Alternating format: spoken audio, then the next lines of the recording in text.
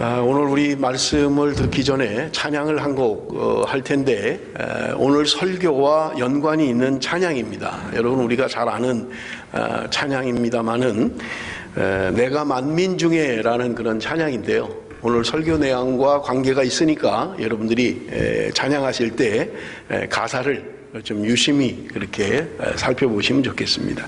우리 함께 찬양합니다. 내가 만민 중에.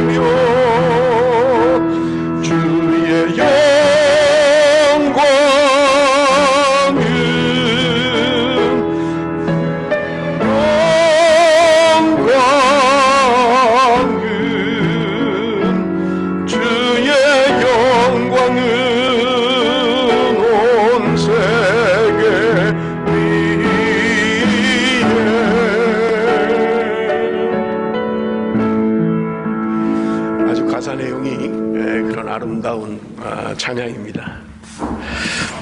여러분 우리가 지난주에 사무엘상 16장의 말씀으로 우리가 함께 은혜를 나눴습니다.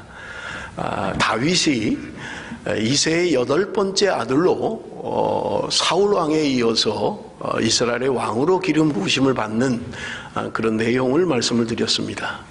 그런데 정작 다윗은 그의 아버지 이새의 집안에서 그렇게 존경함을 받지 못하는 그렇게 중요한 역할을 하지 못했던 사람이다, 그렇게 말씀을 드렸습니다. 하나님이 중심을 보신 하나님께서 많은 그의 형들을 다 물리치고 막내인 다윗에게 기름을 부어서 왕을 삼았던 것입니다. 그런데 문제는 이스라엘이 블레셋과의 전쟁이 사무엘상 17장에 기록되어져 있어요. 우리가 잘 아는 다윗이 골리앗을 물리치는 그런 내용의 말씀입니다. 블레셋이라고 하는 나라는 언제나 이스라엘에게 위협적인 존재였고 힘들게 하는 나라였던 것입니다. 그리고 강대한 그런 나라였기 때문에 이스라엘로서는 언제나 부담되는 나라가 블레셋이라고 하는 나라입니다. 그런데 그 블레셋의 장군인 골리앗이 지금 이스라엘과 대치하는 가운데 이스라엘 민족들을 조롱하게 됩니다. 40일 동안 밤낮으로 그가 조롱을 합니다. 너희들 중에 나하고 싸워서 1대1로 싸워서 이기는 사람이 승리하는 걸로 그렇게 하자. 그러니까 다 싸울 필요도 없고 1대1로 우리가 그렇게 싸우면 좋겠다, 그렇게 이야기하는데도 사울왕을 비롯한 수많은 장수들이 그 앞에 나서지를 못하고 있는 거예요. 왜냐하면 워낙 크기 때문에 그렇습니다. 그런데 다윗이 아버지의 심부름을 갖다가 골리앗의 이야기를 듣고 지금 그 골리앗과 싸움을 치르게 되는 거예요. 물맷돌을 돌려서 결국 무너뜨리게 되고요, 승리하게 되는 것입니다. 그리고 전쟁에 돌아와요. 전쟁에 돌아오는데 여러분 사무엘상 18장 7절에서 9절 말씀을 보십시오. 여인들이 뛰놀며 노래하여 이르되 사울이 죽인 자는 천천히요 다윗은 만만이로다 한지라. 사울이 그 말에 불쾌하여 심히 노하여 이르되 다윗에게는 만만을 돌리고 내게는 천천만 돌리니 그가 더 얻을 것이 나라 말고 무엇이냐 하고 그날 후로 사울이 다윗을 주목하였더라. 지금 전쟁에 이기고 돌아왔어요. 블레셋을 물리치고 대승을 거두고 지금 귀국하는 거예요. 그런데 백성들의 마음이 지금 다윗에게 가 있는 것입니다. 그래서 노래하면서 사울은 천천히요 다윗은 만만이다, 이런 노래들을 불렀던 거예요. 여러분, 그건 사실이고 백성들의 마음이 다윗에게 있는 것도 사실이었습니다. 그런데 정작 그 당시에 초대 왕이었던 사울 왕은 불편했던 겁니다. 그 말들이 불편했던 거예요. 자기보다 다윗을 칭찬하고 자기보다 다윗을 그렇게 환영하는 이 백성들을 보면서 그의 마음은 지금 다윗에게로 향하고 있는 거예요. 반감을 갖게 되는 거예요. 아니, 나보다 더 칭찬을 받는단 말이야? 그가 나보다 더 용맹스럽단 말이야? 여기 오늘 본문에 보면 사울이 그 말에 불쾌하여 심히 노하여, 그 말들이 사울을 노하게 했고 불쾌하게 했다고 말씀하고 있는 것입니다. 여러분, 어떤 면에서는 당연한 거예요. 우리 한국 역사를 봐도 여러분, 권력이라고 하는 것은 부자 간에도 나누지 못한다라고 하는 것이 권력의 속성입니다. 그러니 지금 왕인 사울이 자기보다 더 칭찬을 듣는 백성의 칭송을 받는 다윗에 대하여 좋은 감정을 가질 수는 없을 것입니다. 그래서 오늘 9절에 보면 그날 후로 사울이 다윗을 주목하였더라, 이렇게 말씀하고 있어요. 여러분, 우리가 그냥 한글 성경을 보면 주목했다라고 하는 것은 집중해서 봤다라고 하는 것입니다만은 원어의 의미는 조금 달라요. 그런 의미를 가지고 있는 말이 아니에요. 이 한글을 번역하면서 제대로 번역하지 않았어요. 여러분, 이 말을, 원어를 제대로 번역한 것은 현대인의 성경입니다. 여러분, 우리가 성경 가운데 현대인의 성경에 어떻게 번역했는지 한번 보시겠습니다. 여러분, 현대인의 성경에 보면 그날부터 사울은 계속 다윗을 질투의 눈으로 바라보았다. 현대인의 성경이 이 구절을 번역한 것입니다. 이게 원어의 의미에 정확하게 번역한 거예요. 더 심하게 이야기하면 악한 감정으로 바라봤다는 말이에요. 악한 마음으로 바라봤다는 거예요. 그게 원어에 더 가까운 의미입니다. 질투하는 마음으로 다윗을 주목하게 되었다는 거예요. 지금 사울이 다윗을 칭찬하는 이야기를 듣고는 이제 사울이 다윗을 향하여 질투하는 마음을 가지고 다윗을 바라보게 되었다. 성경은 그렇게 이야기하게 됩니다. 이날 이후로 다윗은 근 40년 가까이를 이제 쫓기는 삶을 살게 됩니다. 다윗이 수없이 죽이려고 했고요. 여러분, 우리가 22장을 읽었습니다마는 제가 18장부터 여러분 연속된 이야기를 하게 될 겁니다. 지금 쫓기는 삶을 사는 거예요. 이 한마디 때문에, 이 백성들의 찬송 때문에 지금 다윗은 근 40년 가까이를 고난의 삶을 살 수밖에 없는 그런 어려움을 겪게 되는 것을 우리는 볼 수 있습니다. 사울이 다윗을 죽이려고 작정을 합니다. 그래서 지금 다윗이 그 18장에 가면 요나단과의 그런 아름다운 우정이 나오잖아요. 제가 지난 철야 때 18장, 19장, 20장 말씀을 이미 드렸기 때문에 그 말씀을 다시 하지는 않겠습니다. 여러분, 지금 요나단과 지금 다윗이 맹약을 하는 거예요. 우리 한번 테스트를 좀 해보자. 그래서 초하는 날 같이 대신들이 다 모여서 식사하는 자리에 내가 가지 않을 것이다. 그러니까 너는 이야기해라. 너희 아버지가 만약에 나를 찾으면 다윗이 지금 제사 드리러 그렇게 갔다, 자기 고향에 갔다, 그렇게 이야기를 하라는 거예요. 그래서 너희 아버지의 마음이, 사울의 마음이 어떠한지 한번 알아보자 라고 요나단과 서로 짰던 거예요. 그리고 다윗은 잔치 자리에 가지 않습니다. 그리고 지금 요나단은 자기 아버지와 함께 잔치 자리에 참여를 하는 거예요. 아니나 다를까 사울은 다윗의 행방을 묻습니다. 지금 다윗이 어디 갔느냐? 라고 묻는 거예요. 그런데 요나단이 이야기를 합니다. 그가 지금 제사를 드리러 자기 고향에 갔습니다 라고 이야기할 때 사울이 화가 나가지고 자기 사랑하는 아들에게 이 폐역무도한 계집의 소생아 라고 욕을 하게 됩니다. 그리고 다윗이 있는 한 너의 나라가 편탄치 못할 것을 왜 깨닫지 못하느냐, 그러면서 그 사랑하는 아들에게 가지고 있는 단창을 던져서 아들에게 단창을 던져버리는 거예요. 그때 요나단의 마음속에 다윗이 아버지가 다윗을 죽이려고 하는 마음이 변하지 않겠구나 하는 것을 깨닫게 됩니다. 그래서 지금 이 다윗은 사울의 칼날을 피하여 블레셋이라고 하는 곳으로 도망을 가버린 거예요. 여러분, 블레셋이라고 하는 나라는 골리앗의 나라입니다. 그 골리앗을 죽인 사람이 다윗이에요. 지금 다윗은 어디 오갈 데도 없는 거예요. 이스라엘 땅에 자기 몸 하나 숨길 곳도 없는 거예요. 지금 적군의 나라에, 여러분, 블레셋 사람들은 얼마나 이를 갈고 있겠어요. 그 맹장인 골리앗을 단숨에 죽인 사람이에요. 그리고 블레셋이 전쟁에 패배를 했어요. 그러니 블레셋 입장에서는 다윗, 저 인간 잡히기만 잡히면 죽여버려야 된다라고 생각하지 않겠느냐고요. 근데 다윗이 도망갈 곳이 없는 거예요. 도망하다가 지금 블레셋이라는 곳으로 도망을 간 거예요. 가드라고 하는 지방, 여러분 사무엘을 처음 설교할 때 얘기했죠. 블레셋이라고 하는 나라는 5 분권 정치를 이루던 나라였다. 그 가드왕 아기스에게 도망을 가는 거예요. 그런데 그 신하들이 다윗을 알아본 거예요. 저 다윗 도대체 누굽니까? 저 사람은 바로 그들 민족들도 이야기하는 사울은 천천히 다윗은 만만이라고 하는 골리앗을 죽인 그 사람 아닙니까? 우리 철천지 원수인데 저가 어떻게 우리에게 올 수가 있습니까? 다윗이 그 이야기를 듣습니다. 그 이야기를 듣고는 그가 미친 사람 척을 하는 거예요. 침을 질질 흘리면서 그저 몸을 그 기둥에 어기적 하면서 미친 척을 하면서 살아남게 됩니다. 여러분, 우리 사무엘상 21장 7절 말씀 우리 한번 같이 읽겠습니다. 사무엘상 21장 7절 말씀 다 같이 시작. 그날에 사울의 신하 한 사람이 여호와 앞에 머물러 있는데 그는 도액이라. 한 절만 더 읽겠습니다. 사무엘상 21장 13절입니다. 그들 앞에서 그의 행동을 변하여 미친 체하고 대문짝에 그적거리며 침을 수염에 흘리매. 여러분, 지금 다윗은 도망가다 갈 데가 없어서 블레셋까지 도망간 거예요. 거기서도 편치 않은 거예요. 그러니까 미친 체하며 침을 질질 흘리고 미친 사람 척을 하고 있는 거예요. 그래서 살아남게 됩니다. 여러분, 죄송합니다. 우리가 신앙생활을 하다 보면 종종 이해가 안 되는 때가 있어요. 예수를 믿으면 뭐가 좀 잘 될 줄 알았어요. 예수를 믿으면 안 되는 게 뭐가 좀 풀릴 줄 알았습니다. 그런데 예수를 믿어도 더 나빠지는 거예요. 더 안 좋아지는 거예요. 되는 게 없어요. 손만 대면 망해요. 옛날에 세상 방식으로 할 때는 그래도 살았는데,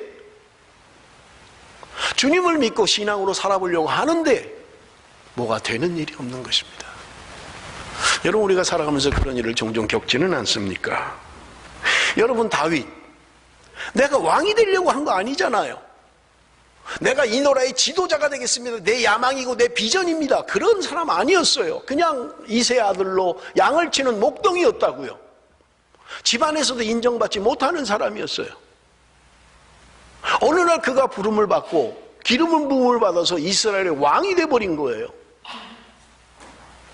여러분, 그러면 이제는 뭔가 좀 풀려져야 되잖아요. 뭐가 좀 잘 돼야 될 거 아니에요. 뭔가 좀 서광이 비춰져야 될 거 아니에요. 그런데 되는 일이 없어요. 더 힘들어요. 쫓겨다니는 신세가 된 거예요. 사울 왕은 죽이기로 작정을 하고 지금 자기를 찾고 있는 거예요. 가다 적국에까지 간 거예요. 도망간 거예요. 여러분이 그것이 21장까지의 이야기인 것을 우리가 볼 수 있습니다. 오늘 우리가 읽었던 22장 1절 2절 말씀입니다. 그러므로 다윗이 그곳을 떠나 아둘람 굴로 도망하매 그의 형제와 아버지의 온 집이 듣고 그리로 내려가서 그에게 이르렀고 환난당한 모든 자와 빚진 모든 자와 마음이 원통한 자가 다 그에게로 모였고 그는 그들의 우두머리가 되었는데 그와 함께한 자가 400명가량이었다. 저는 말씀을 준비하다가요, 헛웃음이 나왔어요. 헛웃음이. 아니, 뭐 이런 사람들이 있습니까? 하나님이 자기를 기름 부어서 왕 삼았잖아요. 근데 도망가다 적국에까지 가도 거할 곳이 없는 거예요. 결국은 굴에 도망가서 굴에 숨어 있는데 거기 400명이 모인 거예요. 어떤 사람들이 모였어요? 환난당한 모든 자, 빚진 모든 자, 마음이 원통한 자. 제대로 된 사람 하나도 없어요. 거기 마음이 원통한 사람, 빚지고 도망온 사람, 환난을 당해서 도망온 사람, 소위 말로 답축낼 사람들만 있는 거예요. 이 사람들을 어떻게 먹여 살리라고요?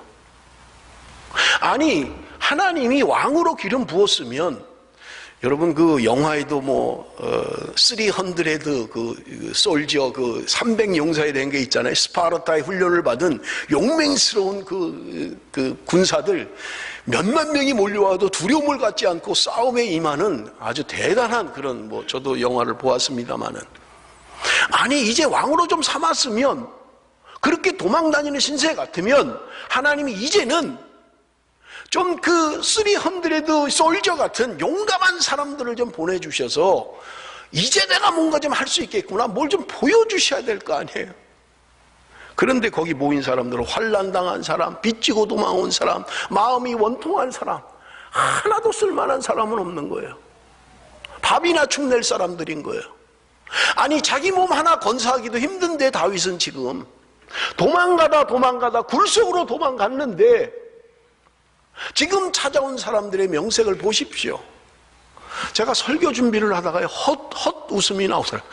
참 한심하다, 한심해. 아니 뭐 이렇게 되는 일이 없어. 아니 좀 그럴 만한 사람들을 좀 보내주지. 이제는 좀 용기를 얻고 힘이 되고 위로가 되는 사람들을 좀 보내주셔야지 하나님.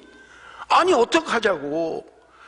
환난당한 사람, 빚진 사람, 마음에 원통한 사람, 사회적으로 그저 버림받을 사람들, 사회적으로 인정받지 못하는 그 사람들을 보내서 뭘 어떻게 하자는 거냐고요.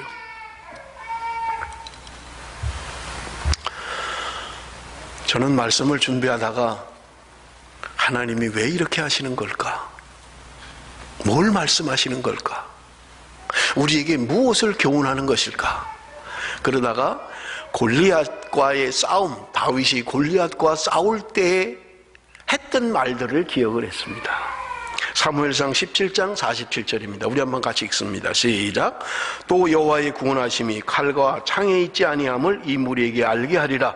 전쟁은 여호와께 속한 것인즉 그가 너희를 우리 손에 넘기시리라. 골리앗이라고 하는 사람 앞에 나갈 때에 아무도 나가지 못했어요.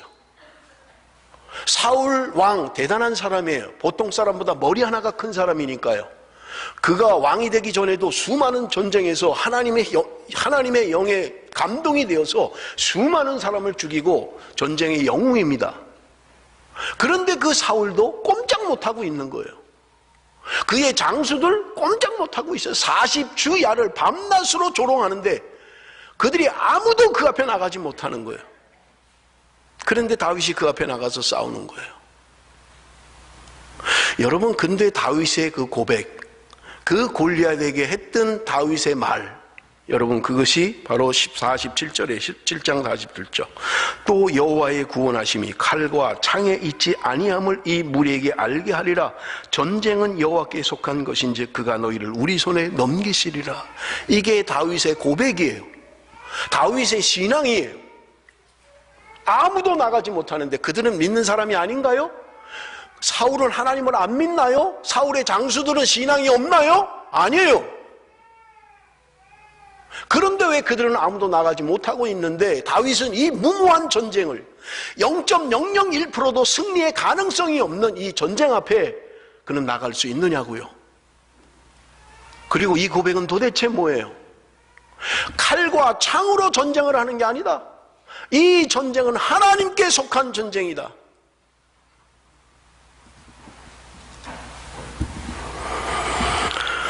여러분, 다윗의 이 무모해 보이는 이 싸움, 도대체 뭐에 근거해서 그런 걸까요? 뭐가 다윗은 다른 사람과 다른 신앙을 가지고 있는 거예요? 여러분, 저는 말씀을 준비하면서 고백이 삶이 되면 두려움이 사라집니다. 내가 믿는 것이 삶이 되면 두려움이 사라져요. 여러분, 이것은 우리가 경험해 봐야 돼요. 경험하셔야만 됩니다. 오늘 우리가 고백하는 것들이 하나님은 살아계십니다, 하나님은 전능하십니다 라고 고백하고 찬양하잖아요. 살아계신 주, 우리 고백하잖아요. 살아있는 하나님이라고 고백하고 기도하고 찬양하잖아요. 그것이 나의 삶이 되면 여러분, 신앙은 두려움이 사라지는 거예요. 그런데 입술로만 고백하면, 전혀 내 삶이 되지 못하면 상황과 환경은 나를 두렵게 만드는 거예요. 눈에 보이는 골리앗은 나를 두렵게 만드는 거예요. 그런데 신앙이 삶으로 체화된, 나의 고백이 신앙인 사람, 그 신앙이 믿음이고 믿음이 삶이 된 사람에게는 두려움이 없어요. 여러분, 그래서 하나님을 경험하셔야만 합니다. 저는 전도사 때 이런 경험을 했어요. 가장 힘들 때였어요. 학비를 내지 못할 정도였으니까요. 그런데 기도할 때마다 하나님이 응답하시는 거예요. 놀랍게 역사하는 거예요. 몇 번 그런 경험을 하고 나니까 두려움이 사라져요. 문제가 생기면 오히려 찬양하고 감사해요. 또 하나님이 어떻게 역사하시려고, 하나님이 또 이 어려움을 또 어떻게 이기고 어떻게 하나님이 행하시려고 기대가 돼요. 아니, 정말이에요. 하나님을 경험하고 하나님의 살아계심을 우리의 삶 가운데 체화된 사람은 어떤 환경이 와도 두려워하지 않게 돼요. 왜? 내가 하나님을 경험했기 때문에. 하나님이 살아계신 분이고 전능하신 하나님인 것을 내가 경험했기 때문에 어떤 환경도 두려워하지 않게 되는 것입니다. 여호와의 구원하심이 칼과 창에 있지 아니함을 이 무리에게 알게 하리라. 전쟁은 여호와께 속한 것인즉 그가 너희를 우리 손에 넘기시리라. 여러분, 지금 다윗의 처지를 저는 말씀을 드렸어요. 지금 아둘람 굴까지 도망간 거예요. 도망가다 갈 데가 없어서 굴까지 도망간 거예요. 몰려온 사람들이라고는 오합지졸들, 사회에서 버림받은 사람들, 뭐 하나 할 수 힘이 될 게 없는 사람들, 그 사람들이 모여 있는 거예요. 그런데 여러분, 다윗은 찬양하고 감사하고 있어요. 여러분, 아까 우리가 불렀던 찬양이 바로 여기에서 나온 찬양이에요. 시편 57편은 다윗이 아둘람 굴에 있을 때에 지었던 찬송시입니다. 여러분, 저는 이 시편 57편을 읽다가 얼마나 감동이 되는지 몰라요. 우리 한번 전편을 읽어보면 좋겠어요. 시간이 가도 여러분, 시편 57편 우리 1절부터 여러분 한번 같이 읽겠습니다. 시편 57편입니다. 여러분, 시편 57편에 보면 부제가 달려 있어요. 시편 57편에 대한 설명입니다. 시편 57편에 대한 부제가 뭐예요? 다윗의 믹담시, 인도자를 따라, 제가 이게 잘 안 보여가지고요, 너무 어두워서. 알다스엣에 맞춘 노래, 다윗이 사울을 피하여 굴에 있던 때에, 사울이 지금 숨어서 굴에 있을 때에 지은 찬송이 이 57편이라는 거예요. 여러분, 한번 같이 읽어봅니다. 한번 여러분들 소리를 맞춰서 여러분이 한번 같이 읽겠습니다. 다 같이 읽습니다. 시작. 하나님이여 내게 은혜를 베푸소서. 내게 은혜를 베푸소서. 내 영혼이 주께로 피하되 주의 날개 그늘 아래에서 이 재앙들이 지나가기까지 피하리이다. 내가 지존하신 하나님께 부르짖으며 곧 나를 위하여 모든 것을 이루시는 하나님께로다. 그가 하늘에서 보내사 나를 삼키려는 자의 비방에서 나를 구원하실지라. 하나님이 그의 인자와 진리를 보내시리로다. 내 영혼이 사자들 가운데서 살며 내가 불사르는 자들 중에 누웠으니 곧 사람의 아들들 중에라. 그들의 이는 창과 화살이요 그들의 혀는 날카로운 칼 같도다. 하나님이여 주는 하늘 위에 높이 들리시며 주의 영광이 온 세계 위에 높아지기를 원하나이다. 그들이 내 걸음을 막으려고 그물을 준비하였으니 내 영혼이 억울하도다. 그들이 내 앞에 웅덩이를 팠으나 자기들이 그 중에 빠졌도다. 하나님이여 내 마음이 확정되었고 내 마음이 확정되었사오니 내가 노래하고 내가 찬송하리이다. 내 영광아 깰지어다. 비파야 수금아 깰지어다. 내가 새벽을 깨우리로다. 주여 내가 만민 중에서 주께 감사하오며 문나라 중에서 주를 찬송하리이다. 무릇 주의 인자는 커서 하늘에 미치고 주의 진리는 궁창에 이르나이다. 하나님이여 주는 하늘 위에 높이 들리시며 주의 영광이 온 세계 위에 높아지기를 원하나이다. 여러분, 다윗이 지금 이 시편 57편을 지은 것은 모든 것이 잘 되고 모든 것이 평탄하고 집안에 아무 문제 없고 자식들은 잘 되고 하는 사업마다 번창하고 이럴 때 지은 찬송이 아니라는 거예요. 다윗의 인생 가운데 가장 비참한 때, 가장 힘들 때, 다윗의 고백처럼 삶과 죽음이 지금 어떻게 될지 모르는 그런 경각 가운데 있는 다윗의 삶이에요. 앞이 보이질 않아요. 미래가 보이질 않는다고요. 그런 가운데 다윗이 지금 이 찬양시를 지은 거예요. 저는요, 어젯밤에 57편을 읽는데 가슴이 너무 떨려가지고요. 그의 고백과 그의 찬양과 그의 감사를 보십시오. 아무것도 눈에 보이지 않아요. 아무런 소망도 없어요. 뭐 하나 조그만 건덕지도 없어요. 그런데 그는 하나님을 향하여 찬양하고 감사하고 있는 것입니다. 여러분, 이러한 위대한 신앙의 고백이 도대체 무엇으로 나오는 거예요? 여러분, 이민 생활이 힘들고 어렵다 한들 다윗만큼 어렵겠습니까? 지금 내 처지와 형편이 참 되는 거 없어, 참 힘들어, 먹고 살기 바쁘고 왜 이렇게 뭐든지 되는 게 없는 거야 하는 그러한 삶이라 할지라도 다윗만큼 어려운 사람이 있겠느냐 하는 거예요.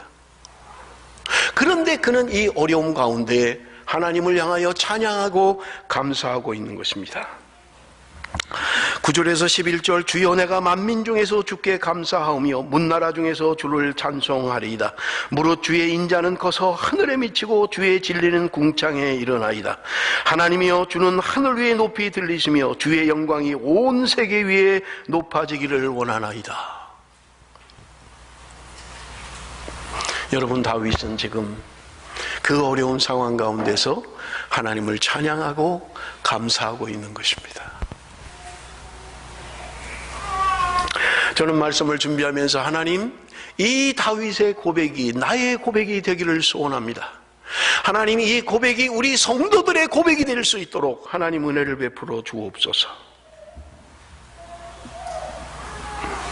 주의 영광이 온 세계 위에 가득 차는 그날이 오게 하여 주옵소서. 여러분, 죄송합니다. 제가 이걸 만질 때마다 그런 것 같아요. 안 만져야 되겠네. 여러분, 하나님의 구원의 역사 안 만지고 있는데 이거 안 만지고 있잖아요.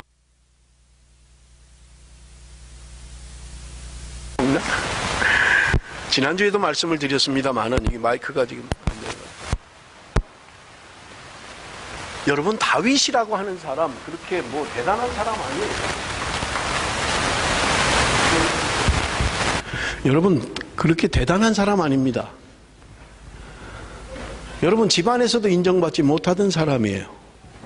그런데 하나님께서 된 것 같네요. 불 꽂혔네.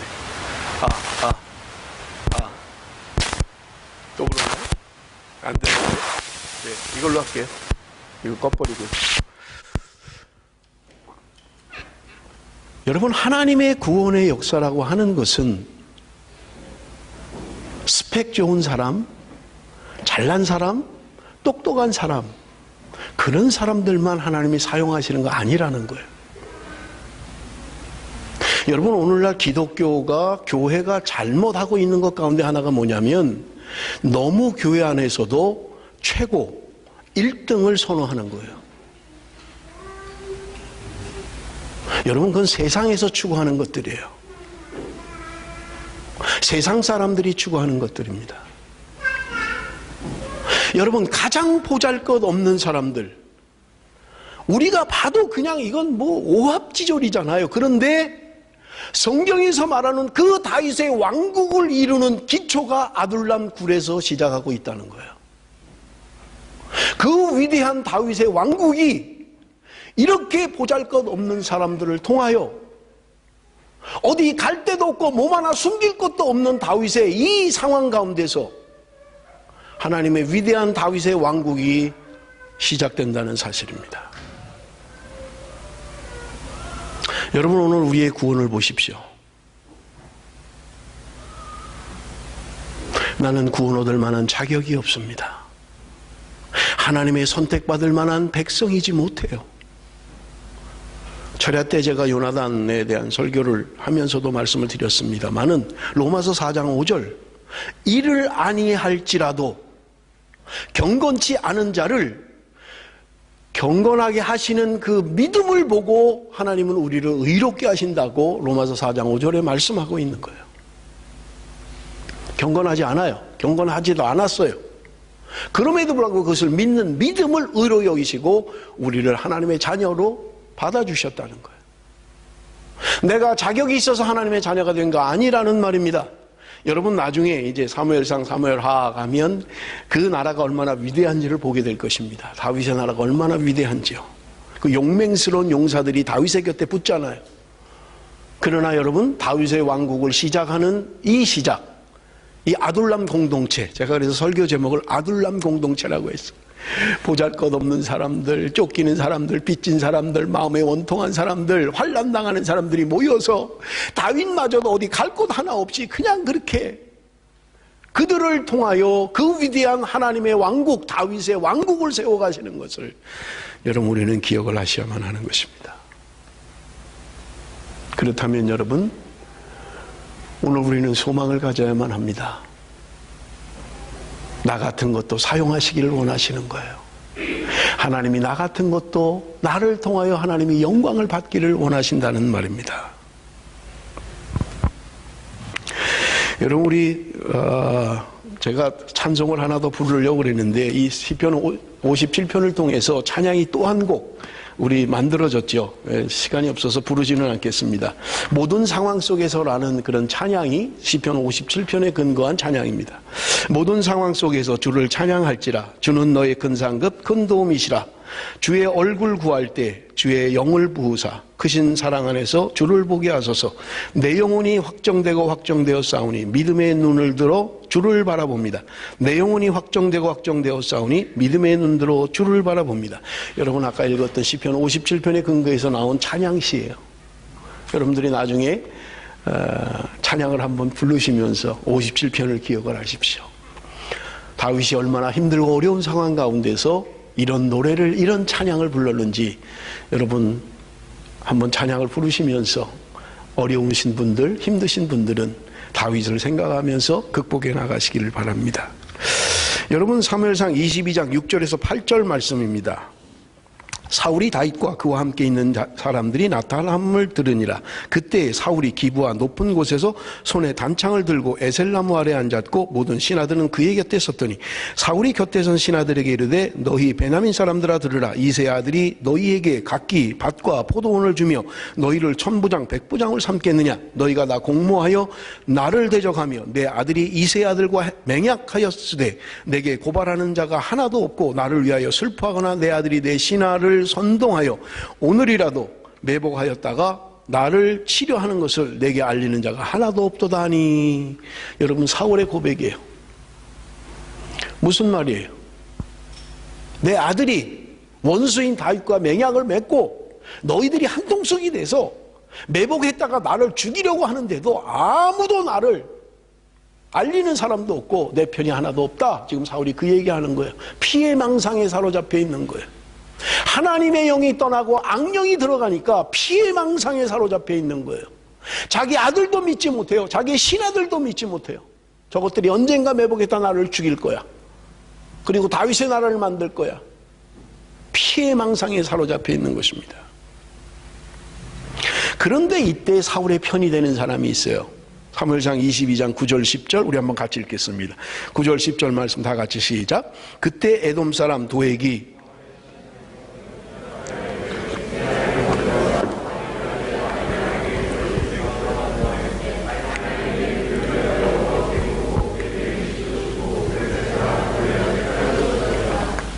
여러분 보세요. 지금 도액이라는 사람이 사울 왕에게 이야기합니다.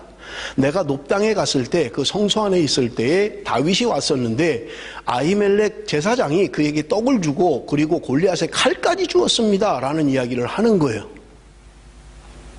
그런데 여러분, 이 도액이라는 사람이 어느 나라 사람이라고 이야기하고 있어요?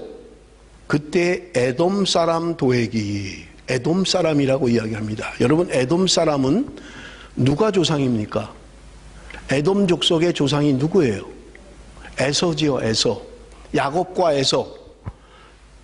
여러분, 야곱과 에서, 이삭의 아들 쌍둥이 야곱과 에서지요.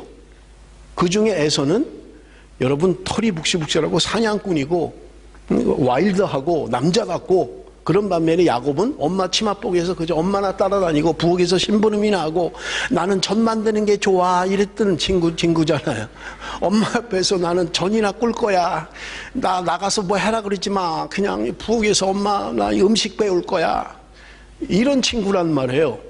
그런데 여러분, 이 에서가 후손이 누구냐면 에돔 족속을 이루는 거예요. 그런데 여러분, 이스라엘의 역사 가운데 이스라엘을 정말 괴롭혔던 사람들이 에돔 사람들이에요.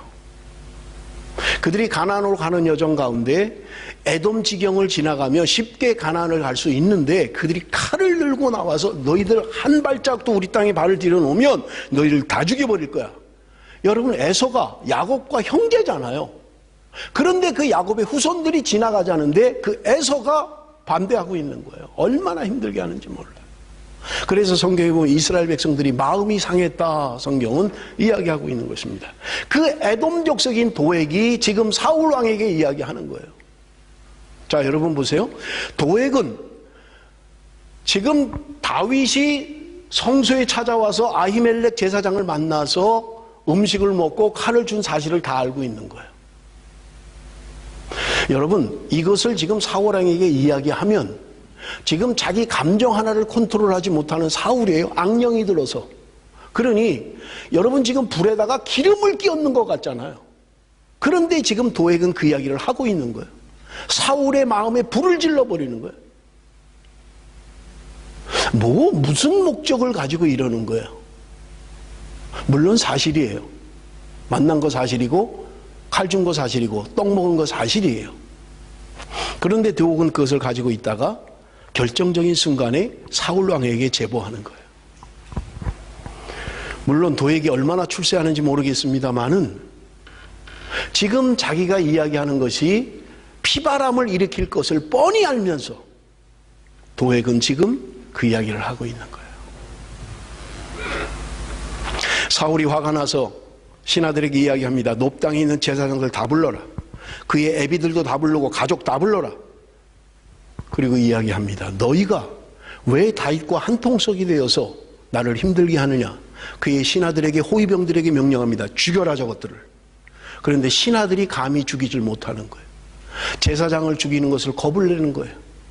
그러니 사울이 도액에게 이야기합니다. 네가 죽여라. 여러분, 성경의 이야기를 에봇 입은 제사장 85명을 죽였다고 성경은 기록하고 있습니다. 그것뿐만 아니라 그의 가족, 처자식들, 양과 염소, 소까지, 짐승까지 다 죽였다고 성경은 기록하고 있는 것입니다.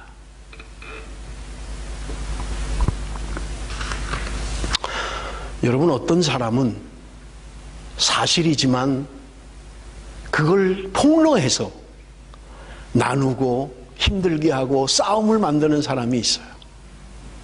어떤 사람은 덮고 그를 이해해주고 그를 세워주는 사람이 있는 것을 우리는 볼 수 있는 것입니다. 여러분, 도액이라는 사람에 대해서도 시편이 기록되어 있어요. 여러분, 시편 52편을 보십시오. 시편 52편에 보면 이렇게 부제목이 달려 있습니다. 다윗의 마스길 인도자를 따라 부르는 노래. 에돔인 도액이 사울에게 이르러 다윗이 아히멜렉의 집에 왔다가 그에게 말하던 때에. 도액이 지금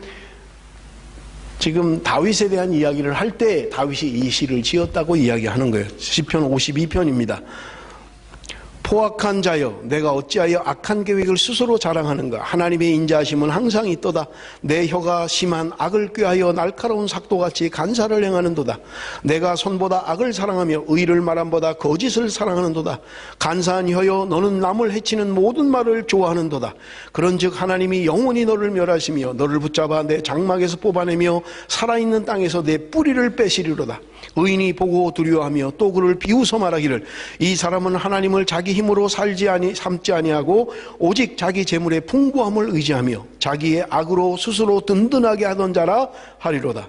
그러나 나는 하나님의 집에 있는 푸른 감람나무 같으며 하나님의 인자하심을 영원히 의지하리로다. 주께서 이를 행하셨으므로 내가 영원히 주께 감사하고 주의 이름이 선하심으로 주의 성도 앞에서 내가 주의 이름을 사모하리이다.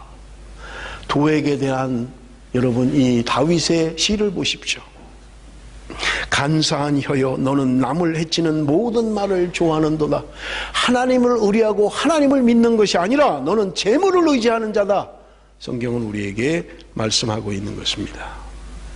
악인의 결국은 멸망입니다. 남을 무너뜨립니다. 남을 무너뜨리는 자는 하나님께서 뿌리를 빼시겠다고 말씀하고 있는 것입니다.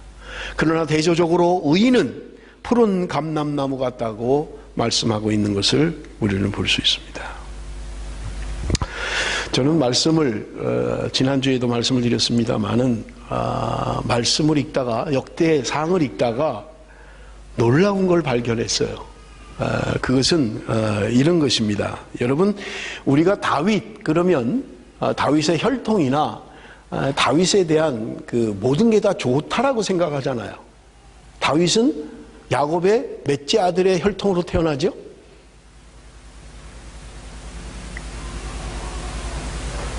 넷째 아들이에요? 누구의 후손으로 태어나요? 일부 예배 때 누가 베냐민이요 그러더라고요. 베냐민은 사울이 베냐민 지파에서 태어나는 거죠. 다윗은요, 유다 지파에서 태어납니다. 유다 지파에서 네 번째 아들인 유다의 아들 가운데 7위자가 나온다고 창세기에 기록하고 있는 거예요. 여러분, 역대상 2장 9절에서 5절을 좀 봅시다. 역대상 2장 9절에서 5절. 여러분 그냥 눈만 따라오세요. 헤스론이 낳은 아들은 여라무엘과 람과 글로베라. 람은 아미나답을 낳고 아미나답은 나손을 낳고 나손은 유다 자손의 방백이며 나손은 살마를 낳고 살마는 보아스를 낳고 보아스는 오벳을 낳고 오벳은 이세를 낳고 이세는 마다를 엘리압과 둘째 아미나답과 셋째 시므아와 넷째로 느다넬과 다섯째 라떼와 여섯째 오셈과 일곱째로 다윗을 낳았으며. 여기 아는 이름들이 좀 보이죠? 보아스, 이방 여인 모압 여인인 룻의 남편 보아스. 그래서 보아스가 오벳을 낳고 오벳이 이세를 낳고 이세가 다윗을 낳았다. 지난주에 말씀드렸죠. 역대상에는 다윗을 7번째 아들로 기록하고 있다는 거예요. 근데 사무엘상에는 8번째 아들로 되어 있잖아요. 그죠? 그것은 한 사람이 죽어서 그랬다고 말씀을 드렸습니다. 여러분 보세요. 여기 보면 지금 다윗의 족보를 이야기하면서 누구부터 시작하고 있어요? 헤스론이라고 하는 사람을 시작하고 있어요. 헤스론이 낳은 아들은 이렇게 하면서 람이 또 아미나답을 낳고, 그래서 결국은 누구까지 가냐면 다윗의 증조부 보아스까지 가는 거예요. 그리고 오벳을 낳고 오벳이 이세를 낳고 이세가 다윗을 낳고 다윗의 아버지 이세, 그리고 다윗의 할아버지 오벳, 다윗의 증조부 보아스. 그런데 그 위에는 헤스론이라고 하는 사람으로부터 그 족보가 이루어졌다고 이야기하는 거예요. 그런데 그 앞에 있는 역대상 2장 3절에서 5절을 한번 좀 보십시오. 유다의 아들은, 자, 유다가 이제 나와요. 야곱의 12아들 가운데 지금 유다의 후손들을 이야기하는 거예요. 유다의 아들은 에르와 오난과 셀란이, 이 세 사람은 가나안 사람 수아의 딸이 유다에게 낳아준 자요, 유다의 맏아들 에르는 여호와 보시기에 악하였으므로 여호와께서 죽이셨고, 뭐 때문에 죽였는지 모르지만 하나님 앞에 악했기 때문에 에르라고 하는 큰 아들을 죽였다는 거예요. 그런데 이 에르라는 말은 창세기에는 발음의 문제이긴 합니다만 엘이다, 엘, 그냥 그렇게 나와요. 이 엘이 에르야 똑같은 말이에요. 장자의 유다의 장남, 그가 악해서 하나님이 죽이셨다는 거예요. 그런데 유다의 며느리 다말이 유다에게서 베레스와 세라를 낳아 주었으니 유다의 아들이 모두 5이더라. 베레스의 아들은 헤스론과 하물이며. 자, 보세요. 유다가 지금 엘이라고 하는 장자가 악해서 하나님이 죽이셨어요. 그래서 둘째 아들인 오난이라고 하는 아들에게 형사 취소 제도가 있은 때였기 때문에 네가 형수를 취해서 자손을 잇게 해라 한 거예요. 근데 오난이 어차피 자기 자식이 되지 않는 것을 알고 지금 형수와 관계를 가질 때 땅에다가 설정해 버렸다는 거예요. 하나님이 이걸 악하게 생각하고 오난도 죽여버린 거예요. 그러니까 지금 대가 다 끊어져 버린 거예요. 그러니까 다말을 자기 고향으로 돌려보냈어요, 유다가. 여러분 창세기 38장에 기록되어 있는 이야기예요. 그런데 이 유다가 다말이 생각하니까 아무리 생각해도 자기 시아버지가 자기 아들을 줄 것 같지 않은 거예요.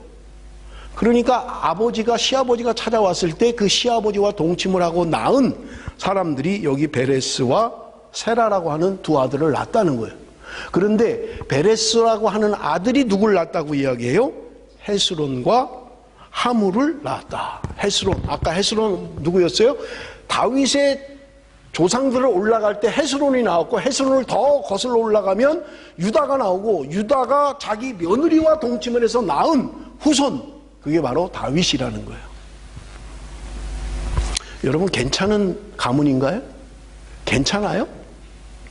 자기 며느리와 붙어 먹은, 죄송합니다. 너무 속된 말을 써서. 아니 세상에 뭐 이런 집안이 있냐고요. 뭐 이 될성 부는 집안이 있어요. 물론 몰랐다고 하지만 어떻게 며느리하고 낳은 집의 가게 가운데 다윗이 태어나는 거예요. 저는요 역대상을 읽다가 기절하는 줄 알았어요. 유다의 가문에서 태어나는 건 알고 있었지만 이 정도인지 몰랐던 거예요. 여러분 지금 다윗의 증조부인 보아스를 보세요. 그의 부인이 누구예요? 룻이잖아요. 모압 여인이에요. 모압 여인. 이방 여자라고요. 하나님이 레위기 출애굽기에서 말씀하신 게 뭐예요? 이방 여인과 결혼하지 말라는 거예요. 그런데 보아스가 이방 여인과 결혼을 해서 낳은 아들이 오벳, 오벳이 낳은 아들이 이세, 이세가 낳은 아들이 다윗, 이런 거예요. 다윗의 가문이 그럴듯해요? 괜찮아요? 하나님이 하지 말란 이방 여자가 증조모예요. 지금 자기의 먼 조상이긴 하지만 유다 그 조상이 며느리하고 낳은 자식들이에요. 뭐 그렇게 내놓을만 하다는 거예요? 뭐 그렇게 자랑할 만해요? 다윗은요 혈통적으로 가문적으로 대단한 사람 아니에요. 뭐 그렇게 내놓을만 해요? 자신 있게 없어요. 그런데 여러분 제가 철회 때 말씀을 드렸습니다마는 성경은 놀라운 비밀을 이야기하고 있어요. 여러분 사도행전 13장 21절에서 23절 우리 한번 같이 읽어봅니다. 창세기 13장 사도행전 13장 21절에서 23절 다 같이 읽습니다. 시작.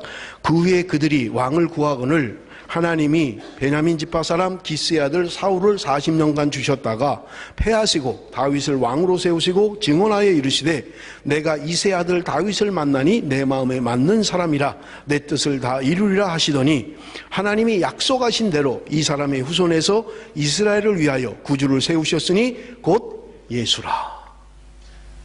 사도행전 13장에 이야기하고 있는 거예요. 다윗의 후손 가운데 예수 그리스도, 온 인류를 구원하신 예수 그리스도가 다윗의 후손으로 태어났다는 거예요. 그런데 성경이 말씀하고 있는 게 뭐예요? 하나님이 약속하신 대로, 하나님의 언약에 근거해서, 하나님은 하나님이 약속하신 것을 신실하게 지키시는 분이고, 그 다윗이라고 하는 사람 대단한 사람 아니에요. 여러분 우리가 성경을 읽다가 잘못하는 것들이 있어요. 여러분 다윗에게 주목하면 안 됩니다. 다윗이 우리의 신앙의 롤모델이 아니에요. 큰일 납니다. 그는 자기 신하, 자기 충성스러운 신하를 살인을 했어요. 그 아내를 간음을 했다고요. 보통 죄를 지은 사람이 아니에요. 뭐 남의 것을 좀 뺏고 뭐 남에게 좀 사기를 치고 이 정도가 아니라고요. 살인죄와 간음죄를 지은 사람이에요. 그런데 놀라운 것은 하나님이 하나님의 약속을 이루시기 위하여 그 사람도 사용하고 계시다는 거예요.